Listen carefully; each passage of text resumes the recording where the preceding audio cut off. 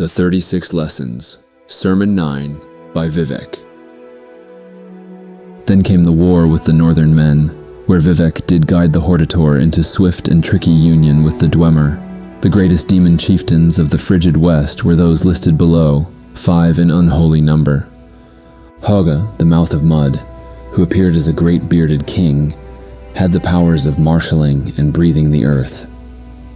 On the battlefields, this demon would often be seen on the sidelines, eating the soil voraciously. When his men fell, Haga would fill their bodies back with it, whereupon they would rise again and fight, albeit slower. He had a secret name, Fenja, and destroyed 17 Chimeri villages and 2 Dwemery strongholds before being turned away. Kemua, the running hunger, who appeared as a mounted soldier with full helm, had the powers of heart roaring and of sky sickening. He ate the Chimeri hero, Dres Kizumeti, sending the spirit back to the Hortator as an assassin.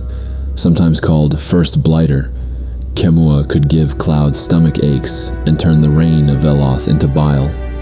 He destroyed 6 Chimeri villages before he was slain by Vivec and the Hortator. Bahag, the two-tongued, who appeared as a great bearded king, had the powers of surety and form change. His raiders were small in number, but ran amok in the west hinterlands, killing many Velothi trappers and scouts. He fell in a great debate with Vivec, for the warrior poet alone could understand the northern man's 2-layered speech, though Alamsivi had to remain invisible during the argument. Barfok, maid of plains, who appeared as a winged human with lick-encrusted spear, had the powers of event denouement. Battles fought against her would always end in victory for Barfok, because she could shape outcomes by singing. 4 Chimeri villages and 2 more Dwemery strongholds were destroyed by her decision enforcement. Vivec had to stuff her mouth with his milk finger to keep her from singing Veloth into ruin. Ysmir, the dragon of the north, who always appears as a great bearded king, had powers innumerable and echoing. He was grim and dark, and the most silent of the invading chieftains, though when he spoke villages were uplifted and thrown into the sea. The Hortator fought him unarmed, grabbing the dragon's roars by hand until Ysmir's power throat bled.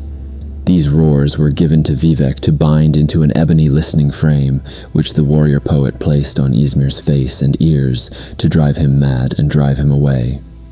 The coming forth and the driving away brings all things around.